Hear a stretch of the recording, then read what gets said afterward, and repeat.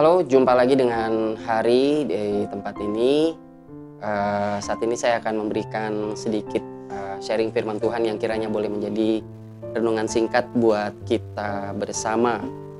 Hari ini saya rindu untuk menyampaikan satu hal sederhana tentang damai sejahtera. Kolose pasal 3 ayat 15 sampai 16 dan 17. Hendaklah damai sejahtera Kristus memerintah dalam hatimu, karena untuk itulah kamu telah dipanggil menjadi satu tubuh, dan bersyukurlah.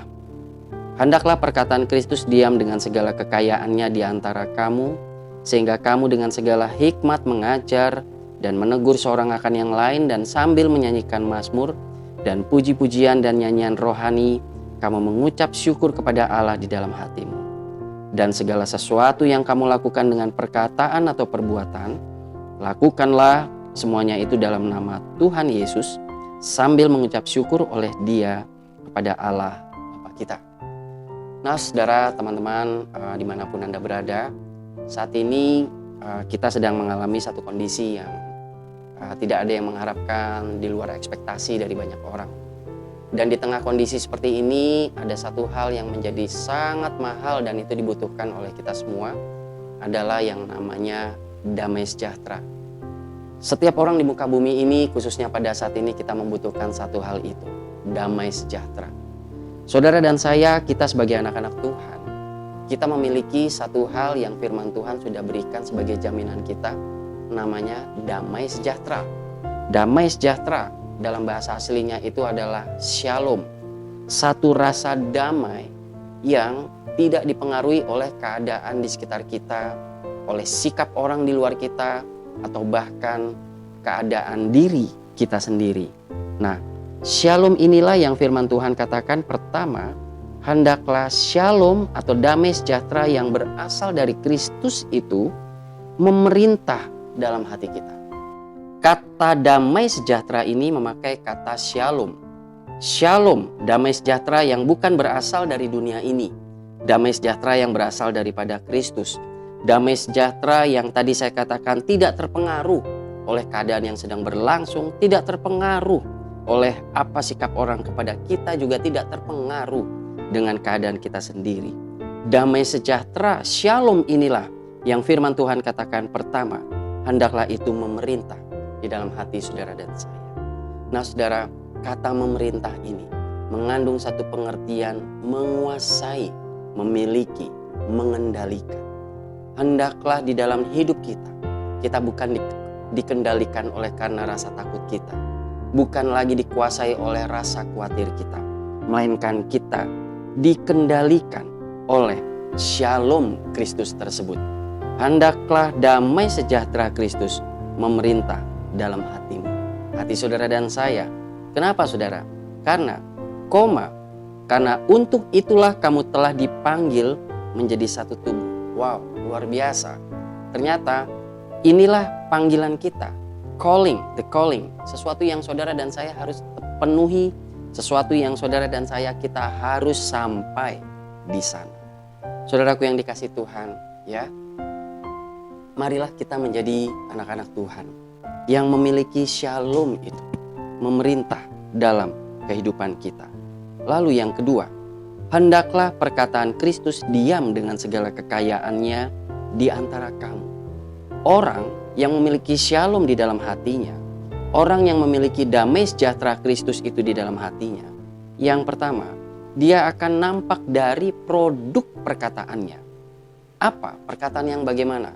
Yaitu perkataan yang menggambarkan karakter Kristus. Saudara, kalau saudara dan saya kita tidak punya damai sejahtera, shalom yang dari Allah, percayalah kita akan sulit memperkatakan apa yang ada di dalam firman. Kalau saudara dan saya kita tidak punya damai sejahtera yang memerintah hati kita, percayalah, 1-2 kali kita bisa mengelabui orang dengan perkataan baik, tapi akan ada saatnya kita menjadi lemah, dan akhirnya yang keluar bukanlah satu perkataan yang mencerminkan karakter Kristus, tapi sebaliknya. Kalau saudara dan saya memiliki shalom itu terlebih dahulu, damai sejahtera Kristus, dan itu yang memerintah kehidupan kita, maka orang dapat melihat shalom itu keluar melalui perkataan kita. Jadi saudara, coba mari kita cek dulu kehidupan kita di keluarga kita. Sudahkah kita memperkataan perkataan yang ada di dalam firman? Di dalam pergaulan kita dengan teman-teman kita, di lingkungan masyarakat, di tempat saudara bekerja, saudara menempuh studi dimanapun kita berada. Adakah tutur kata kita adalah tutur kata yang mencerminkan pribadi Kristus? Ya, nah untuk apa kita membutuhkan tutur kata yang mencerminkan pribadi Kristus itu? Dikatakan di sini sehingga kamu dengan segala hikmat mengajar dan menegur seorang akan yang lain sambil menyanyikan mazmur dan puji-pujian dan nyanyian rohani. Kamu mengucap syukur kepada Allah di dalam hati. Jadi saudaraku yang dikasihi Tuhan, saudara dan saya dikatakan oleh Paulus adalah suratan terbuka. Hidup kita itu dilihat oleh orang banyak.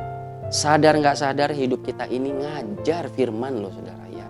Lewat kehidupan kita mengajar firman, meluruskan jalan orang, menegur orang yang hidup salah, dan itu bukan oleh karena hikmat kita. Tapi di sini dikatakan karena hikmat daripada Allah yang diawali dengan kita memiliki shalom, damai sejahtera Allah ini. Dan yang terakhir saudara, dikatakan produk kita kalau orang yang memiliki shalom itu akan nampak keluar. Saudara dan saya kalau kita memiliki yang namanya damai sejahtera itu nampak melalui yang dikatakan berikutnya adalah tindakan kita. Dan segala sesuatu yang kamu lakukan ya, baik itu perkataan atau perbuatan, lakukanlah semuanya itu dalam nama Yesus. Nah, saudaraku yang dikasihi Tuhan, milikilah damai sejahtera. Saudara dan saya kita nggak perlu gembor-gembor kita punya damai sejahtera. Saudara ketahuilah damai sejahtera adalah sesuatu yang kalau ibaratnya barang dagangan itu adalah satu komoditi yang lagi dicari saat ini. Dan itu mahal harga. Orang di luar sana mereka sekarang menyadari mereka benar-benar sedang membutuhkan Tuhan. Kehebatan, kekayaan, keuangan, relasi sana kemari tidak dapat menghadirkan rasa shalom itu kembali. Hanya kalau kita datang kepada Tuhan, kita memiliki damai sejahtera yang tidak dipengaruhi oleh keadaan. Dan itu yang dikatakan memerintah dalam hati kita. Begitu kita punya damai sejahtera, begitu kita punya shalom yang daripada Kristus, saudara, maka tanpa kita buat, itu sudah keluar dari perkataan kita dan perbuatan kita. Maka saudara, tanpa kita dalam tanda kutip bersusah payah, kehidupan kita berhasil menjadi kesaksian bagi banyak orang. Dan firman Tuhan katakan, biarlah perbuatan baik kita ini yang didasari rasa shalom ini dilihat oleh orang banyak. Dan orang memuliakan nama Tuhan. Puji Tuhan, kiranya damai sejahtera Allah memerintah di kehidupan saudara dan saya, khususnya di masa-masa yang sulit ini. Carilah Tuhan, milikilah damai sejahtera Allah. Shalom.